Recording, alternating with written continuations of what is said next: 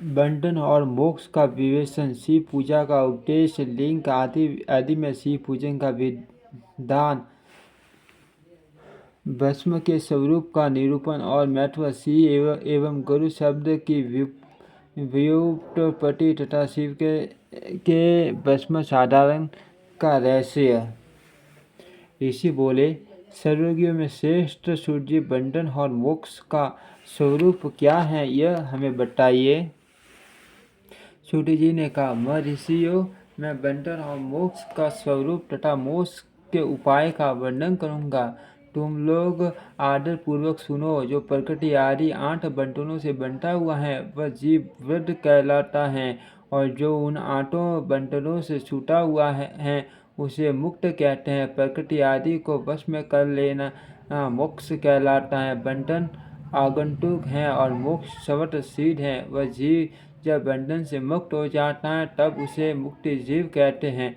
प्रकृति, वृत्ति, महत्व तत्व, त्रिगुणात्मक अहंकार और 5 तंत्राएं, इन्हें ज्ञानी पुरुष प्रकृति या दृष्टक मानते हैं। प्रकृति आदि 8 तत्वों के समूह से देह की उत्पत्ति हुई है। देह से कर्म उत्पन्न होता है और फिर कर्म से नूतन देह की उत्पत्ति होती है। इस प्रकार बारंबार जन्म और कर्म होते रहते हैं। शरीर को स्थूल, सूक्ष्म और कारण के भेद से 3 प्रकार का जानना चाहिए। स्थूल शरीर जागृत अवस्था में व्यापार करने वाला, सूक्ष्म शरीर जागृत और स्वप्न अवस्था में इंद्रिय भोग प्रदान करने वाला, तथा कारण शरीर सूक्ष्म अवस्था में आत्मानंद की अनुभूति करने वाला। कहा गया है, जीवन को उसके प्रारब्ध कर्मानुसार मुख दुख प्राप्त होते हैं। वह अपने पुण्य कर्मों के फलस्वरूप सुख और पाप कर्मों के फलस्वरूप दुख का उपभोग करता है। अतः क्रम 5 से बंधा हुआ जीव अपने त्रिविध शरीर से होने वाले शुभ कर्मों द्वारा सदा चक्र की पार्टी बारंबार घुमाया जाता है। इस चक्रवर्त भ्रमण की निवृत्ति के लिए चक्र का स्तवन एवं अक्रागन करना चाहिए। प्रकृति आदि जो 8 5 बतलाए गए हैं उनका समुदाय ही माँ चक्र है। जो प्रकृति से परे है वह परमात्मा शिव है। भगवान महेश्वर ही प्रकृति आदि माँ चक्र के कर्ता ही क्योंकि वे प्रकृति से परे हैं। जैसे बकाया नामक वर्ष का थाला जल को पीता और उगलता है, उसी प्रकार शिव प्रकृति आदि को अपने वश में करके उस पर शासन करते हैं। उन्होंने सबको वश में कर लिया है, इसीलिए वे शिव कहे गए हैं। शिव ही सर्वज्ञ, परिपूर्ण तथा निष्प्रह हैं। सर्वज्ञ, तुष्टि, अनादि, बोध, स्वतंत्रता, नित्य, अतुलुप्त शक्ति से युक्त होना और अपने भीतर अनंत शक्तियों को धारण करना। महेश्वर इन 6 प्रकार के मानसिक ऐश्वर्यों को केवल वेद जानता है। अतः भगवान शिव के अनुग्रह से ही प्रकृति आदि 8 तत्व वश में होते हैं। भगवान शिव का कृपा प्रसाद प्राप्त करने के लिए उन्हीं का पूजन करना चाहिए। यदि कहे शिव तो परिपूर्ण है, निष्प्रह है, उनकी पूजा कैसे हो सकती है? तो इसका उत्तर यह है कि भगवान शिव के उद्देश्य से उनकी प्रसन्नता के लिए किया हुआ सत्कर्म उनके कृपा प्रसाद को प्राप्त करने वाला होता है। शिवलिंग में शिव की प्रतिमा में तथा शिव भक्त जनों में शिव की भावना करके उनकी प्रसन्नता के लिए पूजा करनी चाहिए। वह पूजन शरीर से, मन से, वाणी से और धन से भी किया जा सकता है। उस पूजा से महेश्वर शिव जो प्रकृति से परे हैं पूजकर विशेष कृपा करते हैं और उनका वह कृपा प्रसाद सत्य होता है। शिव की कृपा से कर्म आदि सभी बंधन अपने वश में हो जाते हैं। कर्म से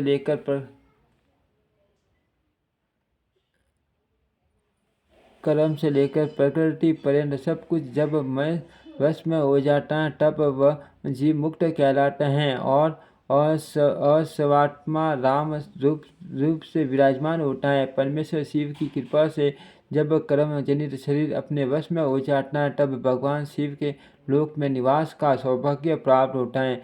इसी को सालोक्य मुक्ति कहते हैं। जब राय वश में हो जाती है, तब जीव जगदम्बा सहित शिव का सामीप्य प्राप्त कर लेता है। ये सामीप्य मुक्ति है। उसके आयुध आदि और क्रिया आदि सब कुछ भगवान शिव के समान हो जाते हैं। भगवान का महाप्रसाद प्राप्त होने पर वृद्धि भी वश में हो जाती है।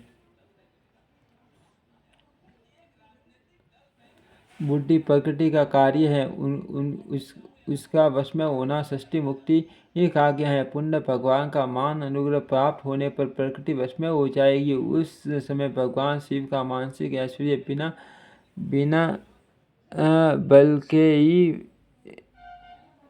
प्राप्त हो जाएगा। स्वर्ग और तृप्ति आदि जो विवेक ऐश्वर्य है, उन्हें पाकर सुक्त पुरुष अपने आत्मा में ही विराजमान होता है। वेद और शास्त्रों में विश्वास रखने वाले विद्वान पुरुष इसी को सायुज्य मुक्ति कहते हैं। इस प्रकार लिंग आदि में शिव की पूजा करने से कर्मश मुक्ति स्वतः प्राप्त हो जाती है। इसीलिए शिव का कृपा प्रसाद प्राप्त करने के लिए तत्व संबंधी क्रिया आदि के द्वारा उन्हीं का पूजन करना चाहिए। शिव क्रिया शिव तप, शिव मंत्र जप, शिव ज्ञान और वैज्ञान के लिए सदा उत्तरोत्तर अभ्यास बढ़ाना चाहिए। प्रतिदिन प्राप्त काल से रात को सोते समय और जन्म काल से कर मृत्यु पर्यंत सारा समय भगवान शिव के चिंतन में ही बिताना चाहिए। सत्यो जाटादि मंत्रों तथा नाना प्रकार के प्यासों जो देव की पूजा करता है, वह शिव को ही प्राप्त होगा। ऋषि बोले, उत्तम व्रत का पालन करने वाले सूर्य जी आदि में शिव जी का पूजन क्या विधान है, यह हमें बताइए। सूर्य जी ने कहा, जो मैं लिंगों में कर्मक हितावत कर रहा हूँ, तुम सब लोग सुनो। यह पन्नवी वस्तुओं देने वाला आत्मा ब्रह्म, उसे सूक्ष्म स्वरूप समझो। सूक्ष्म लिंग निष्कल होता है और रघुतुल ठीक से दिखाई नहीं दे रहा, आगे बढ़ रहा हूँ, सॉरी, बढ़ने लगता है। सोने चांदी आदि के पत्थर पर, भूमि पर अथवा वेदी पर अपने हाथ से लिखित जो शुद्ध पर मंत्र रूप लिंग है, उसमें तथा मंत्र लिंग का आलेख करके उसमें भगवान शिव की प्रतिष्ठा और आह्वान करे। ऐसा बिंदु नाट में लिंग स्थावर और जंगम दोनों ही प्रकार का होता है। इसमें शिव का दर्शन भावनामय है, ऐसा निसंदेह कहा जा सकता है। जिनको जहाँ भगवान शंकर के प्रकट होने का विश्वास है, उसके लिए वहाँ प्रकट होकर वे अभीष्ट फल प्रदान करते हैं। अपने हाथ से लिखे हुए यंत्र में अथवा आकृति में, स्थावर आदि में भगवान शिव का आह्वान करके 16 उपचारों से उनकी पूजा करें। ऐसा करने से साधक स्वयं ही ऐश्वर्य को प्राप्त कर लेता है और इस साधन के अभ्यास से उसको ज्ञान भी होता है। देवताओं और ऋषियों ने आत्मसिद्धि के लिए अपने हाथ से वैदिक मंत्रों के आसान पूर्ण शुद्ध मंडल में शुद्ध भावना द्वारा जिस उत्तम शिवलिंग की स्थापना की है, उसे पौरुष लिंग कहते हैं तथा वही प्रतिष्ठित लिंग कहलाता है। उस लिंग की पूजा करने से सदा पौरुष ऐश्वर्य प्राप्ति होती है। मान ब्राह्मण और माँ धनी राजा किसी कारीगर से शिवलिंग का निर्माण कराकर जो मंत्र पूर्वक उसकी स्थापना करते हैं, उनके द्वारा स्थापित हुआ वह लिंग भी प्रतिष्ठित लिंग कहलाता है, किंतु वह प्राकृतिक लिंग है। इसीलिए प्राकृतिक ऐश्वर्य भोग को ही देने वाला होता है। जो शक्तिशाली और नित्य होता है उसे पौरुष कहते हैं तथा जो दुर्बल और अनित्य होता है वह प्राकृतिक कहलाता है।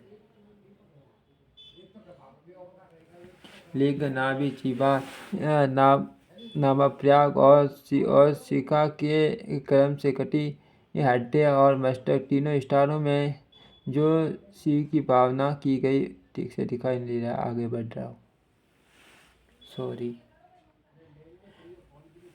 वैश्यों का माँ धनपति का पद प्रदान करने वाला है तथा सुंदर शिवलिंग शिवलिंग क्षुद्रों को मासूरी देने वाला स्फटिकमय लिंग तथा बाण लिंग सब लोगों को उनकी समस्त कामनाएं प्रदान करते हैं। अपना न तो दूसरे का स्फटिक या बाण लिंग भी पूजा के लिए निषिद्ध नहीं है। स्त्री विशेष सद्भाव के लिए पार्थिव लिंग की पूजा का विधान है, परंतु मार्ग में स्थित विधवाओं के लिए स्फटिक लिंग की पूजा बताई गई है, परंतु विरक्त विधवाओं के लिए रसन लिंग की पूजा को ही श्रेष्ठ कहा गया है। उत्तम व्रत का पालन करने वाले महर्षियों को बचपन में, जवानी में और बुढ़ापे में भी शुद्ध स्फटिकमय शिवलिंग का पूजन स्त्रियों को समस्त भोग प्रदान करने वाला है।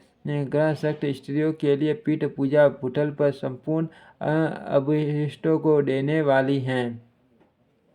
परंतु मार्ग में चलने वाला पुरुष शुभात्मा गुरु के सहयोग से ही समस्त पूजा कर्म संपन्न करे। इष्ट देव का अभिषेक करने के 50 अग्नि के चावल से बने हुए खीर आदि भगवतों द्वारा नैवेद्य अर्पण करे। पूजा के अंत में शिवलिंग को समुद्र में पधराकर घर के भीतर पटक रख दे। जो निवृत्ति मार्गी पुरुष है उनके लिए हाथ पर ही शिवलिंग पूजा का विधान है। उन्हें भिक्षादि से प्राप्त हुए अपने भोजन को ही नैवेद्य रूप से निवेदित करना चाहिए। निर्वृत्त पुरुषों के लिए सूक्ष्मलिंग ही श्रेष्ठ बताया जाता है। वे विभूति के द्वारा पूजन करें और विभूति को कोई नैवेद्य रूप से निवेदित भी करे। पूजा करके उस लिंग को सदा अपने मस्तक पर धारण करे। विभूति 3 प्रकार की बताई गई हैं लोकाजनित, वेदांग जनित और शिव गणिजनित। गणिजनित या लौकिक भस्म को द्रव्यों को शुद्धि के लिए लाकर रखे। मिट्टी, लकड़ी और लोहे के पात्रों को धान्यों की तिल आदि द्रव्यों की वस्त्र आदि की तथा पर्युषित वस्तुओं की भस्म से शुद्धि होती है। कुत्ते आदि से दूषित हुए पात्रों की भी भस्म से ही शुद्धि मानी गई है। वस्तु विशेष की शुद्धि के लिए यथा योग्य सजल अथवा निर्जल भस्म का उपयोग करना चाहिए। वेदाग्नि जनित जो भस्म है उसको उन वैदिक कर्मों के अंत में धारण करना चाहिए। मंत्र और क्रिया से जनित जो होम कर्म है वह अग्नि में भस्म का रूप धारण करता है। उस भस्म को धारण करने से वह कर्म आत्मा में आरोपित हो जाता है। असुर मुट्ठीधारी शिव का जो अपना मंत्र है उसे पढ़कर बेल की लकड़ी को जलाए। उस मंत्र से अभिमंत्रित लिंग शिवाग्नि कहा गया है। उसके द्वारा जले हुए काष्ठ को भस्म है वह शिव जनित है। कपिला गाय गोबर अथवा गाय माता के गोबर को तथा समीप पीपल, पलाश, बड़, अम्बर, ताश और बेर इनकी लकड़ियों को शिवाग्नि से जलाए वह शुद्ध भस्म शिवांग जनित माना गया है। अथवा कि अग्नि में शिव मंत्र के उच्चारण पूर्वक काष्ठों को जलाए, फिर भस्म को कपड़े से अच्छी तरह छान कर नए घड़े में भर कर दे। उसे समय समय पर अपनी कांति या शोभा की वृद्धि के लिए धारण करे। ऐसा करने वाला पुरुष सम्मानित एवं पूजनीय होता है। पूर्व काल में भगवान शिव ने भस्म शब्द का ऐसा अर्थ प्रकट किया था जैसे राजा अपने राज्य में सारभूत को ग्रहण करता है, जैसे मनुष्य सस्य आदि को प्रज्वल दान कर उसका सार ग्रहण करते हैं, तथा जैसे जट नाना प्रकार के पक्षी, भोज्य आदि पदार्थों को भारी गर्म करके जलाकर सार्टर वस्तु ग्रहण करता है। उस सार्टर वस्तु से सर्वदेह का पोषण करता है। उसी प्रपंच करता परमेश्वर शिव ने भी अपने में अयोध्या स्वरूप प्रपंच को जलाकर भस्म रूप से उसके 4 तत्वों को ग्रहण किया है। प्रपंच को दग्ध करके शिव ने उसके भस्म को अपने में लगाया है। राख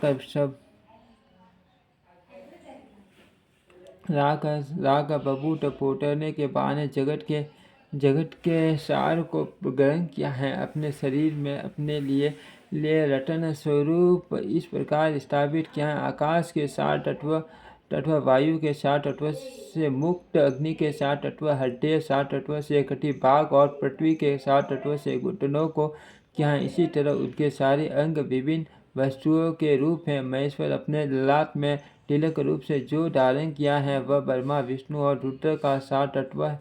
वे इन सब वस्तुओं को जगत के अभ्युदय का हेतु मानते हैं। भगवान शिव ने प्रपंच के सार सर्व ईश्वर को अपने वश में हैं, अर्थ इन्हें अपने वश में करने वाला दूसरा कोई नहीं। जैसे समस्त मृगों का हिंसक मृग सिंह कहलाता है और हिंसा करने वाला दूसरा कोई मृग नहीं है, अतः उसे कहा गया है।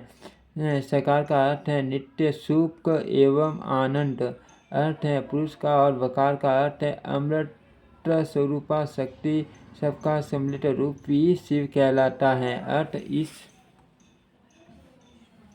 इस भगवान शिव को अपना आत्मा मानकर उनकी पूजा करनी चाहिए। अर्थ पहले अपने अंगों में भस्म ले मले, फिर ललाट में उत्तम त्रिपुर्ण धारण करे। पूजा काल में सजल भस्म का उपयोग होता है और द्रव्य शुद्धि के लिए निर्जल भस्म का गुणातीत परम शिव राजस आदि स्वीकार गुणों का अवरोध करते दूर हटाते हैं। इसीलिए वे सबके गुरु का आश्रय लेकर स्थित हैं। गुरु विश्वासी शिष्यों के तीनों गुणों को पहले दूर करके फिर उन्हें शिव तत्व का बोध कराते हैं, इसीलिए गुरु कहलाते हैं। गुरु की पूजा परमात्मा शिव की ही पूजा है। गुरु के उपयोग से बचा हुआ सारा पदार्थ आत्मशुद्धि करने वाला होता है।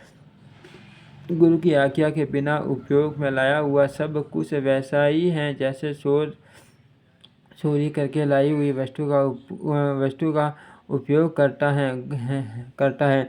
गुरु से भी विशेष ज्ञानवान पुरुष मिल जाए तो उसे भी कृपा पूर्वक गुरु बना लेना चाहिए। अज्ञान रूपी बंधन से छूटना ही जीव माता के लिए साध्य पुरुषार्थ है। अर्थ जो विशेष ज्ञानवान है वही जीव को उस बंधन से छुड़ा सकता है।